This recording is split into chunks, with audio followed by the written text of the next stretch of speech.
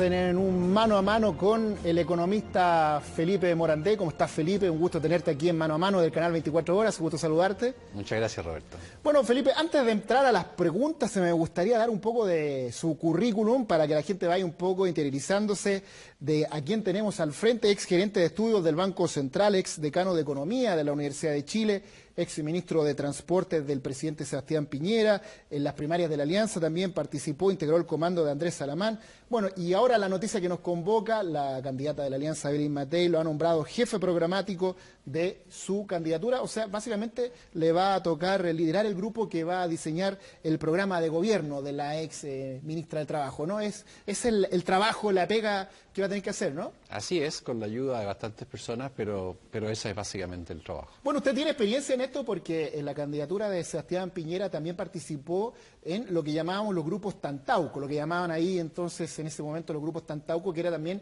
elaborar el programa de gobierno del entonces candidato Sebastián Piñera. Entonces, algo de esto sabe, ¿ya? Sí, sí, sí. Ahora, ¿cuáles van a ser los lineamientos? ¿Cuál va a ser el rayado de cancha? ¿Dónde va a poner el énfasis para este programa de gobierno que empieza a trabajar aquí con un grupo bien heterogéneo de personas? Bueno, Evelyn Matei ha dicho públicamente que una de sus motivaciones es ayudar a resolver los problemas de la gente y en particular de quienes son más vulnerables y de una clase media emergente que ha resultado como producto del crecimiento que ha tenido la economía. Y eso, digamos, de alguna forma rebalsa hacia, yo diría, algunos ejes temáticos que son relevantes. Claramente hay un tema, yo diría, muy prioritario, que es salud, especialmente en el área de los consultorios. Seguridad ciudadana, creemos que ahí todavía como país estamos muy al debe y la gente lo manifiesta de esta manera. En educación, creemos que se puede hacer mucho todavía en materia de educación de infantes, de jardines infantiles, prekinder. ¿Y para arriba, más arriba? Y educación de los trabajadores, o sea, capacitación. Te doy un dato, hay 5,2 millones de chilenos que no han terminado cuarto medio. Y claramente los indicadores de productividad del trabajador promedio en Chile son relativamente bajos, básicamente por una falta de suficiente capital humano. Y ahí yo creo que hay que poner un acento.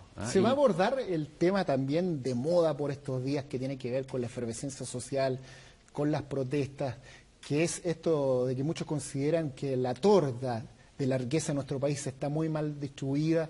Usted ha trabajado también en ese tema. ¿Se va a abordar también dentro de este programa esa situación? ¿Cómo poder enfrentarlo? Bueno, nosotros creemos que sí, la falta de equidad, para ponerle un nombre, existe, es un hecho reconocido y la propia Evelyn Matei lo ha manifestado como un problema serio a resolver.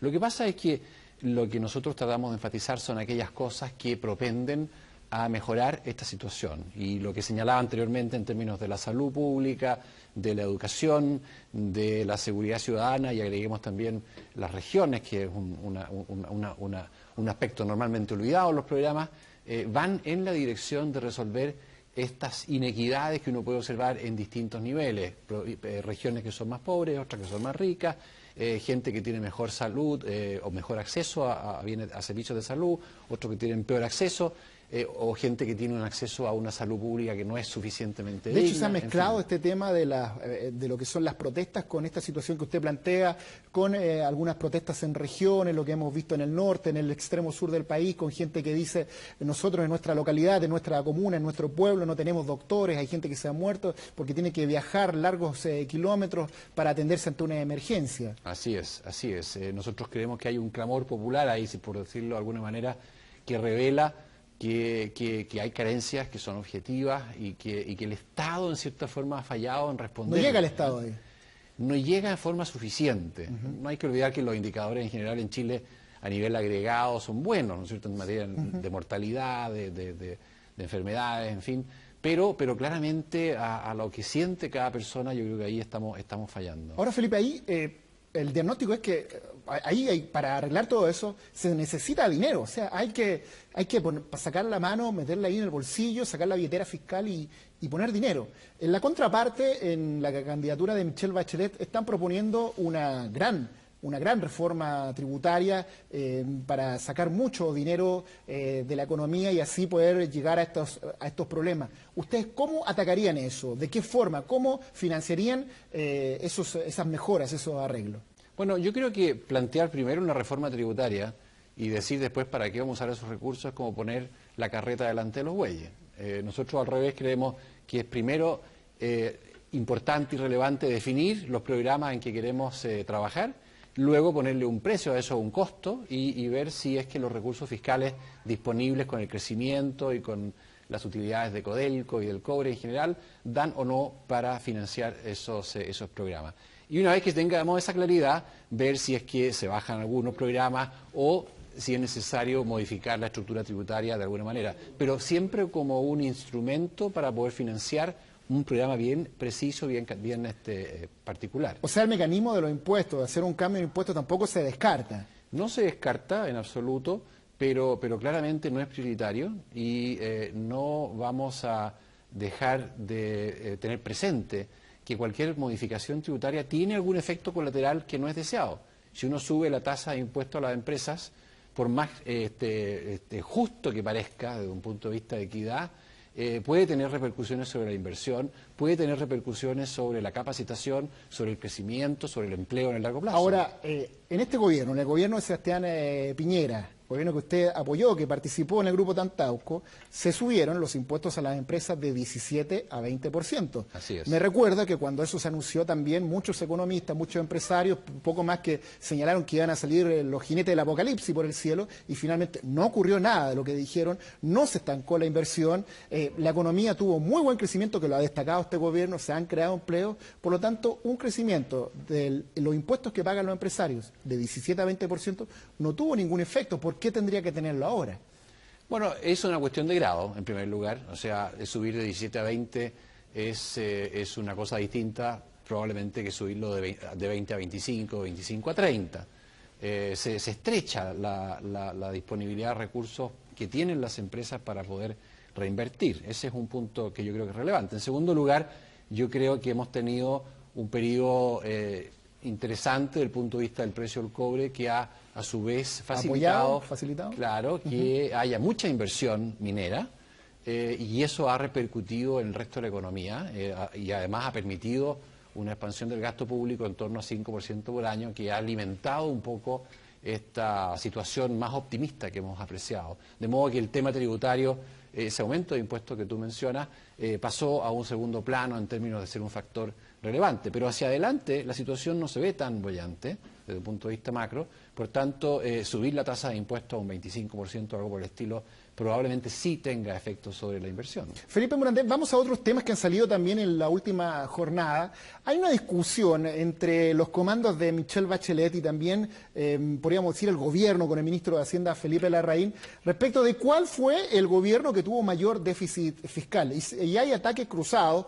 Por un lado, en la tarde, aquí en el canal 24 Horas, entrevistábamos al senador Ricardo Lagos Weber y salía en defensa de esos ataques señalando que en el gobierno de Michelle Bachelet había un cobre más bajo y se realizó un gasto muy fuerte en lo que era enfrentar una tremenda crisis financiera internacional, recordemos lo que surgió en Estados Unidos, y que ahora en este gobierno solo el gran gasto que ha tenido que enfrentar esta administración ha sido el terremoto acompañado de un alza de impuestos. ¿Usted cómo ve esta discusión?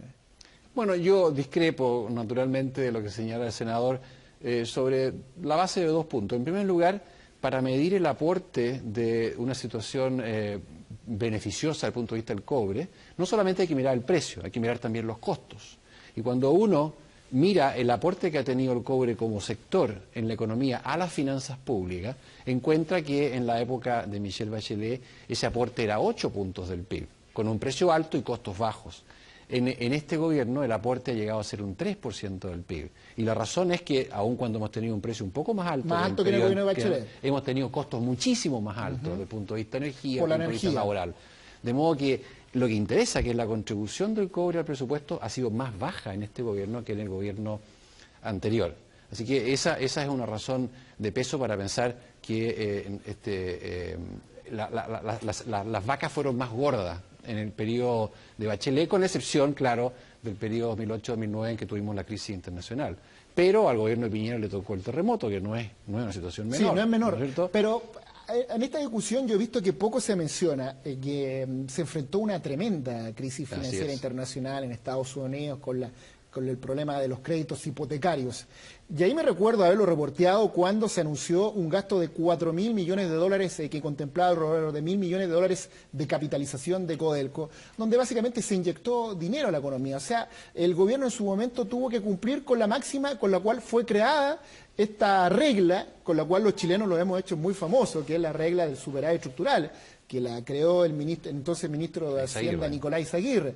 Quiere decir, cuando están las vacas gordas, no vamos a gastar todo para cuando estén las vacas flacas, entonces ahí poder tener más dinero y gastarlo. ¿Qué es lo que ocurrió en ese momento? Estaba una crisis internacional, por lo tanto, se aplicó esa regla. Y esa regla la han aplaudido todos. Entonces, ¿se critica o no se critica, por ejemplo, haber salido con 4.000 millones de dólares a enfrentar una tremenda crisis internacional? Es más de 4.000. Yo te voy a decir que el año 2009...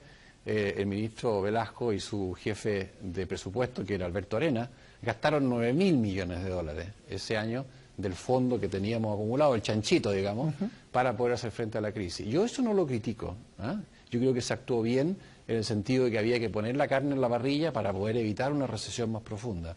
Pero seamos claros, eso no significa que durante el gobierno de Bachelet se haya ahorrado más necesariamente que durante este gobierno, o que las cuentas públicas hayan terminado en superávit entonces y en déficit ahora. Esa es una discusión distinta. Perfecto. Me quedan 2 minutos muy cortitos, pero quiero dejarlo también planteado, preguntárselo.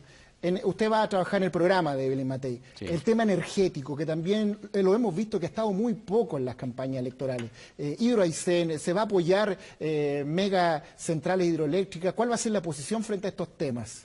Bueno, tenemos una excelente comisión liderada por Sebastián Bernstein, que es un experto reconocido para hacer las propuestas correspondientes. Pero quiero decir una cosa importante. En el tema energético estamos fallando como país. Yo creo que para resolver este tema, que es de largo plazo, pero que ya nos va a afectar probablemente en 2 años más, tenemos que tener una mirada de transversal, consenso, para ponernos de acuerdo en lo que hay que hacer. ¿Ya? Hoy día se acaba de aprobar en la Cámara de Diputados una etapa importante de la nueva ley de concesiones eléctricas. Ese es un paso en la dirección correcta.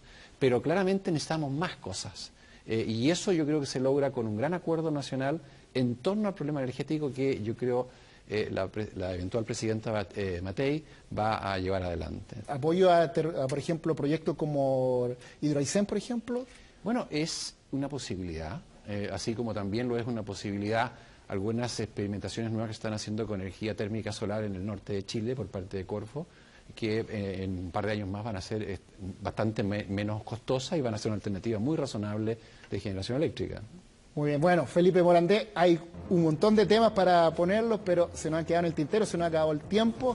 Muchas gracias, Felipe Morandé, jefe programático de la candidatura de Michelle Bachelet. Muchas gracias por estar aquí en Mano a Mano del canal 24 Horas. Gracias a ti, Roberto. Ahí está entonces Felipe Morandé en el Mano a Mano.